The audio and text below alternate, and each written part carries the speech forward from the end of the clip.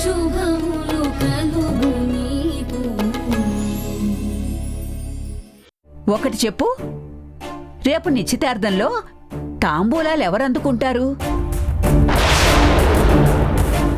ఇలా అంటున్నానని కోపం తెచ్చుకోకుండా కొంచెం తెలివిగా ఆలోచించు.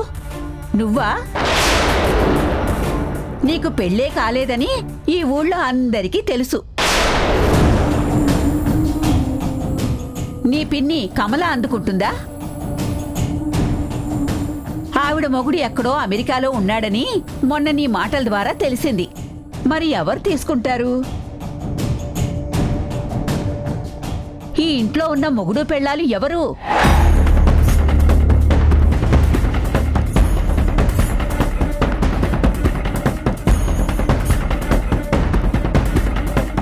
ఇదిగో వీళ్ళిద్దరే.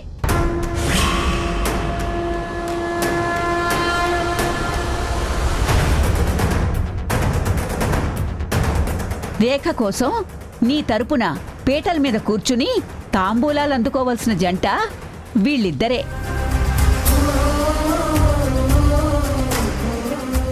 పెళ్లిలో కాళ్ళు కడిగి కన్యాదానం చేయాల్సిన జంట వీళ్లే కాదంటవా? విక్కీ రేఖకి అన్న, తండ్రి తర్వాత తండ్రి లాంటివాడు. విక్కీకి కన్యాదానం చేసే హక్కు, అర్హత అన్నీ ఉన్నాయి. అది ఎప్పటి వరకో తెలుసా? నువ్వు వీళ్ళిద్దరి మధ్య ఏ అడ్డుగోడా లేకుండా వీళ్ళని మొగుడు పెళ్లాళ్ళ ఉండనిచ్చినంత కాలం.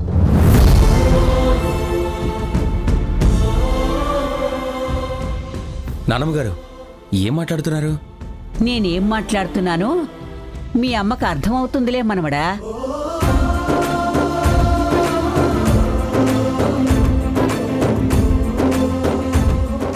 అరుంధతితో ఓ పెద్దదానిగా నేను చెప్పాల్సింది చెప్పాను.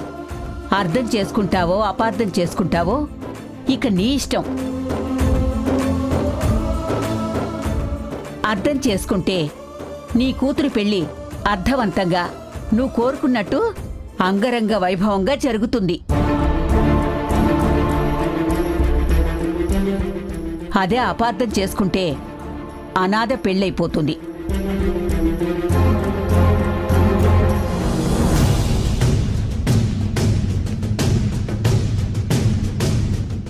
ఏంటి నాన్న ముసలిది పెద్ద ఫిట్టింగ్ పెట్టింది? ఇప్పుడు అత్తయ్య ఏముంటుందో ఏంటో చూద్దాం. అమ్మా, రేఖకి బట్టలు సెలెక్ట్ చేయడానికి మన షాప్కి వెళ్దామని రెడీ అయ్యాను. వెళ్ళమంటావా?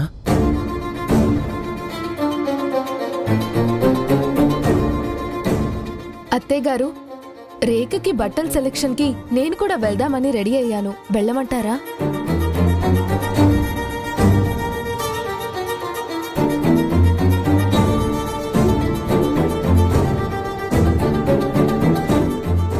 నా కూతురు పెళ్లి అంగరంగ వైభవంగా చేయాలని కోరుకున్నాను, కానీ ఇలా జరగాలని కోరుకోలేదు.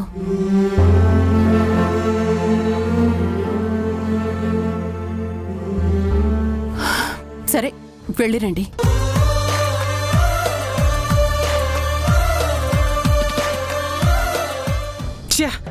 నానా, విక్కీ హాసినిల విషయంలో అత్తయ్యని కూడా ఒప్పించేసింది ఆ ముసలిది.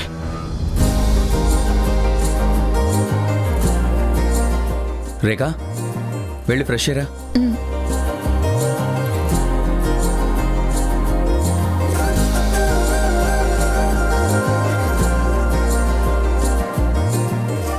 నిశ్చితార్థం జరిగిపోతుందా? మాట్లాడవేంటి నాన్న? పెళ్లి వరకు అక్కర్లేదు, ఎంగేజ్మెంట్ ఆపేస్తానన్నావు కదా, ఇప్పుడు రేపే. రేపు నిశ్చితార్థం జరగదురా, ఆగిపోతుంది. ఎలా నాన్న? అక్కడంతా రెడీ అయిపోయింది కదా. ఎవరైనా సంబంధం కలుపుకునేటప్పుడు ఆస్తుల కంటే ఎక్కువగా ఆ అమ్మాయి జాతకం ఏంటా అని చూస్తారు. అబ్బాయికి అమ్మాయికి జాతకాలు కలవకపోతే ఎంత మంచి సంబంధమైనా వెనక్కి వెళ్ళిపోతుంది. అంటే రేఖను నష్టజాతకురాలని ప్రూవ్ చేస్తాను. ఎలాగా? సిల్క్ సాయంతోనా? సిల్కు లేదు, బటర్ మిల్కు లేదు. నేను నా బ్రెయిన్తోనే ఒక ఆలోచన చేస్తాను. పద పెడదాం.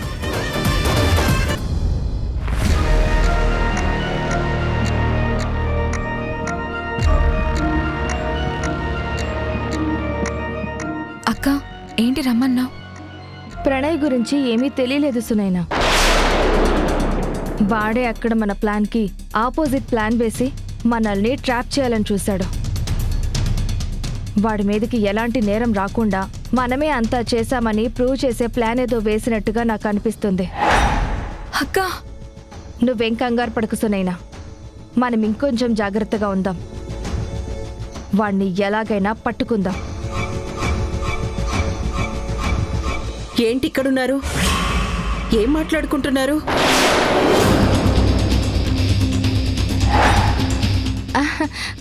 అదేం లేదమ్మా, ఊరికే సునైనాకి ఒక నేరస్తుడి మనస్తత్వం గురించి, నేరం చేయబోయే విధానం గురించి చెప్తున్నాను.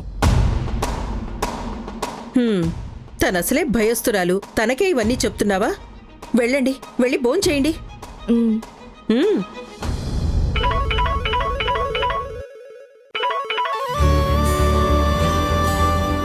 చెప్పు పిన్ని. కృష్ణమ్మ, చాలా ఆనందంగా ఉంది. చాలా మంచి పని ఒకటి జరుగుతుంది. హాసిని విడాకులు వద్దు అనడమే అన్నిటికంటే పెద్ద సంతోషం. ఆ ఇప్పుడు అంతకంటే మించిన మంచి పని ఒకటి జరుగుతుంది. ఏంటి? రేఖ నిశ్చితార్థమా? కాదు, ఆ నిశ్చితార్థానికి, ఆ పెళ్లికి కన్యాదాతలు ఎవరో తెలుసా? మన హాసిని విక్కీలే. అవునా? అవును, వాళ్ళిద్దరే పెళ్లి పెద్దలు. వాళ్లే జంటగా నిలబడి ఈ కార్యక్రమాలన్నీ చేయబోతున్నారు. ఎంత మంచి మాట చెప్పావు పిన్ని. ఇదంతా నీ చలవే. నువ్వక్కడే ఉండి హాసిని మనసు మార్చడం వల్లే ఈ మంచంతా జరుగుతోంది. కానీ నాకొకటి బాధగా ఉంది కృష్ణమ్మ. ఏంటి పిన్ని? నీ కూతురు అల్లుడు సీతారాముల్లా పక్కపక్కనే నిలబడి పెళ్లి పనులు చేస్తుంటే అది చూసే అదృష్టం నీకు లేకుండా పోయింది. అరుంధతి ఊరందరికీ ఆహ్వానం పంపించినా నిన్ను మాత్రం పిలవలేదు. పర్వాలేదులే పిన్ని. ఓ తల్లిగా నాకు నా కూతురు అల్లుడు అన్యోన్యంగా ఉండటం కళ్ళారా చూడాలని చాలా ఆశగా ఉంటుంది. కానీ దానికంటే ముందు నా కూతురు ఆ కుటుంబంతో కలిసిపోవాలి. అరుంధతి నా కూతుర్ని మనస్ఫూర్తిగా కోడలిగా అంగీకరించాలి. వాళ్ళంతా కలిసిమెలిసి సంతోషంగా ఉండాలి. అది జరిగితే చాలు నాకు. సర్లే, అలా అనుకుని సరిపెట్టుకోవాలి. తప్పదమ్మా. సరే పిన్ని, ఇక ఉంటాను. సరేమ్మా.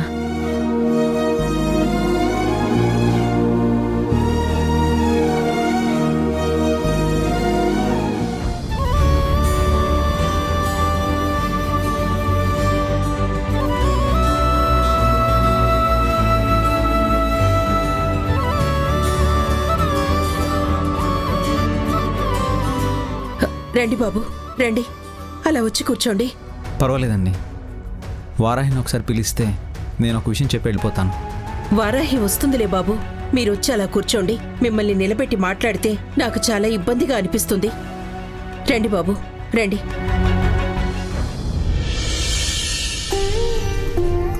సార్, మీరు రేపు నాకు రేఖకి ఎంగేజ్మెంట్ జరగబోతుంది, నీకు తెలుసుగా.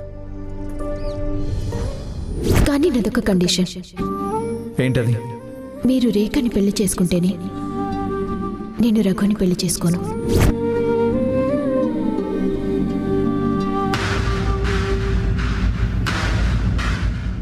మీకు తెలుసు మా ఇంట్లో నేను మా నాన్నే ఉంటామని. మాకు పెద్దవాళ్ళు ఆడవాళ్ళు ఎవరూ లేరు. అందుకే రేపు నా తరఫున పెళ్లి పెద్దగా మీరు రావాలని అడగడానికి వచ్చాను. నేనా? మీరంటే మీరు ఒక్కరే కాదండి, మీ కుటుంబం అంతా. మేమందరమునా? అవునండి. నా తరఫున కూడా కొంతమంది ఆడవాళ్ళు ఉంటే బాగుంటుంది కదా. అందుకే మీరు మీతో పాటు మీ వాళ్ళు ఎవరైనా ఉంటే వాళ్ళని తీసుకొని మా ఇంటికి వస్తే మనందరం కలిసి అరుంధతి గారింటికి వెళ్దాం.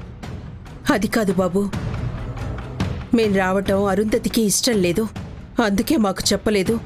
ఇప్పుడు మీ తరపున మేమొస్తే తను వేరే రకంగా అనుకునే ప్రమాదం ఉంది. చూడండి, మీరందరూ మంచి మనుషులు, మీ మంచి మనసులు. మీలాంటి వాళ్ళు నా వెంటుంటే నాకు మంచి జరుగుతుందని నేను నమ్ముతున్నాను. మీరు వస్తే సంతోషపడతాను. మీరు సంతోషపడచ్చు, కానీ మా చెల్లి సంతోషం. చూడు వారాహి, ఏ తల్లైనా ముందు తన కూతురు సంతోషంగా ఉండాలని కోరుకుంటుంది, కోపం పగ తీరాలని కాదు. అరుంధతి గారు కూడా తన కూతురు సంతోషం చూసుకుంటుంది. కూతురు సంతోషంగా ఉండాలంటే ముందు కాబోయాలని సంతోషపెట్టాలి కదా. నేను రేఖతో పెళ్ళికి ఎందుకు ఒప్పుకున్నానో వాళ్ళందరికీ బాగా తెలుసు. ఖచ్చితంగా వాళ్ళు హాసినికి ఎలాంటి కష్టం జరిగేలా ప్రవర్తించరు, మీరు వచ్చినా సరే. అంటే నేను రావచ్చంటావా బాబు? ఖచ్చితంగా రావాలి అంటున్నానండి.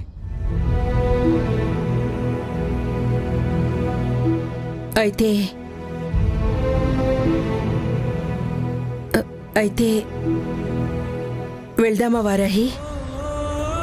చరణ్ గారికి రేఖకి నిశ్చితార్థం నా కళ్ళ ముందే జరగబోతుందన్నమాట. ఆ ఆశ తీర్చాలి. అలాగే అమ్మా, వెళ్దాం.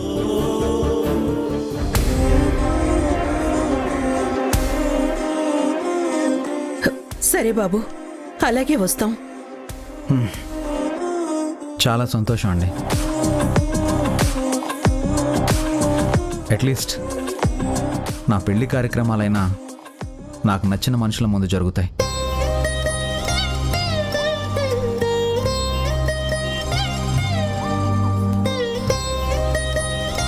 సరే, నేను బయలుదేరుతానండి. రేపు పొద్దునే కారు పంపిస్తాను. కలిసి బతికే కాలమే మాయే నేడే, పగటి వేళ పీడ కలలాయే,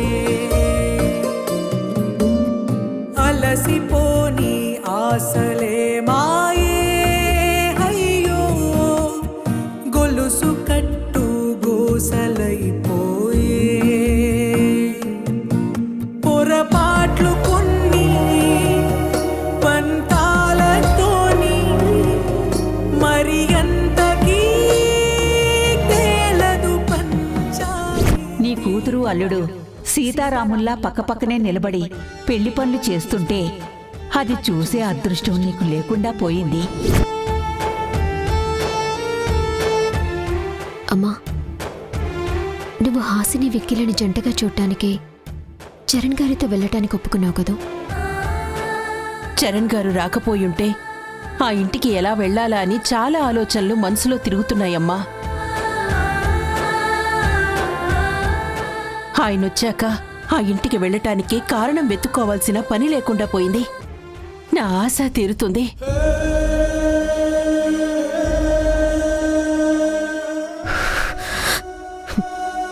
పదమ్మ, భోంచేద్దాం. ఫరహి, వద్దమ్మా, ఇప్పుడు ఇది ఇలా జరిగిపోవటం మనకి చాలా అవసరం. జరగబోయే దాని గురించి ఆలోచించడం అనవసరం. పదమ్మా.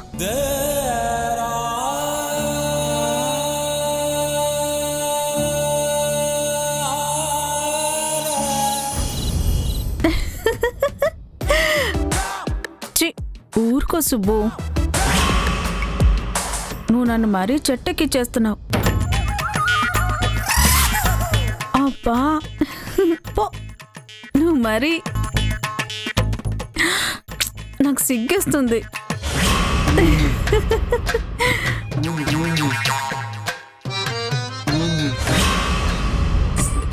ఎవరితో ఫోన్ మాట్లాడుతున్నావు? ఎవరు లేండి, దూరపు చుట్టం. తొందరగా రండి, భోజనం వడ్డిస్తాను.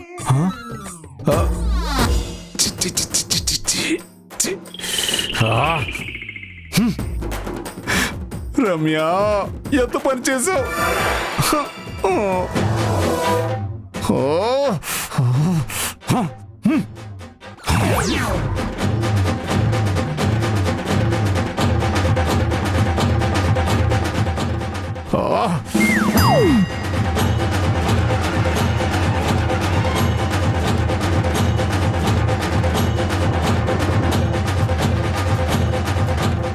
ఎవడాడు? ఎవరితో మాట్లాడుతుంది?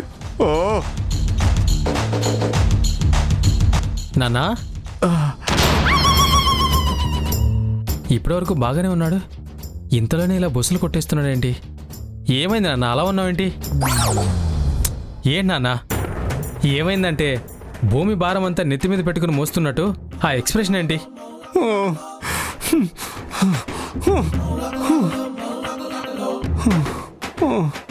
ఏహే, నీ ఫేస్కి ఆ సింపతి వేషాలు సూట్ అవ్వవు కానీ మ్యాటర్ ఏంటో చెప్పు నాన్న. మీ అమ్మ ఎవరితోనో సీక్రెట్ గా ఫోన్ మాట్లాడుతుంటే చూసాను రా. ఏంటి?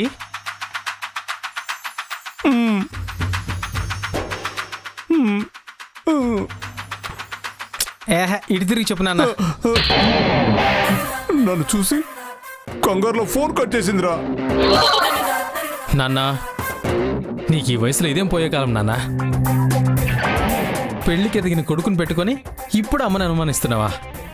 అనుమానించడం కాదురా, నిజం చెప్తున్నాను. ఛీ, నోర్మోయ్. నీ మాటలు ఎవరన్నా విన్నారంటే నీ మొహన ఇంత పేడ కొడతారు. నీకు సిగ్గు లేదని మొహన గాండ్రించి ఉమ్మేస్తారు. మరీ పిచ్చి పట్టిన కుక్కలా తయారయ్యావు అనుకుంటారు. వాళ్ళు అంటారా, నువ్వే అనేస్తున్నావా? ఇదిగో నాన్న, ఇందుకే చిర్రెత్తికొస్తుంది. అసలు విషయం వదిలేసి పనికి మాలిన విషయాలు మాట్లాడతావేంటి? దీనికన్నా ఇంపార్టెంట్ మ్యాటర్ ఏముందిరా? రేఖకి చరణ్కి ఎంగేజ్మెంట్ చెడగొడతానన్నావు, సిల్క్ సాయం తీసుకున్నావు.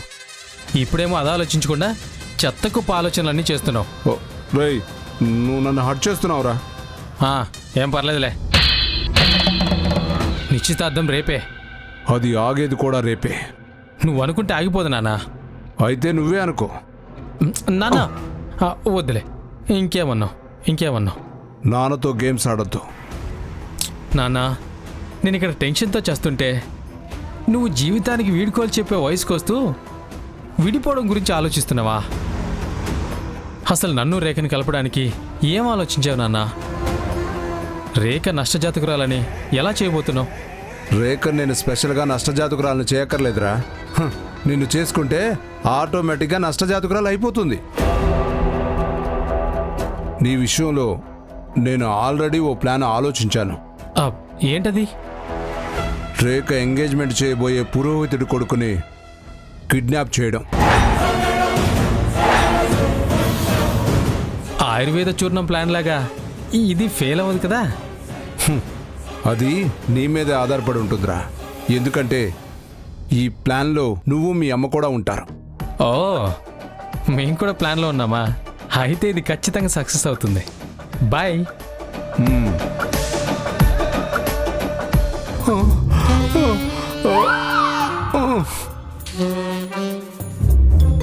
రమ్య,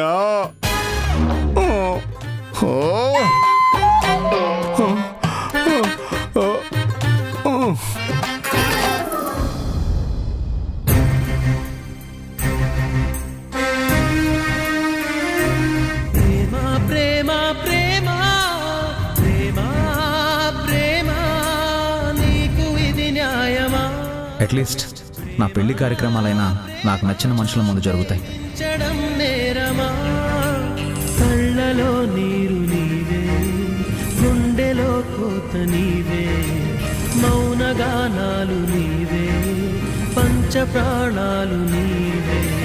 కాలం ముళ్ళ పొడిలో బతుకే పతనమా.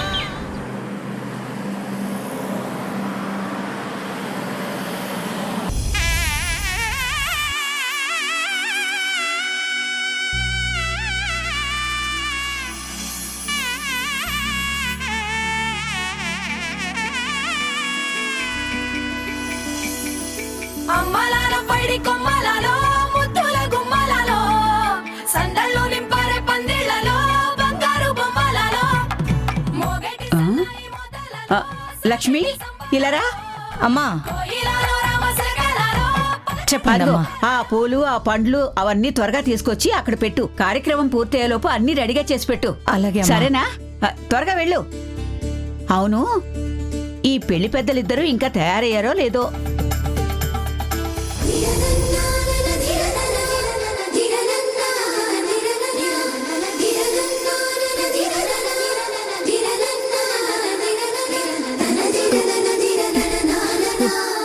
అమ్మమ్మా అమ్మమ్మా ఏంటి పిలిచావా?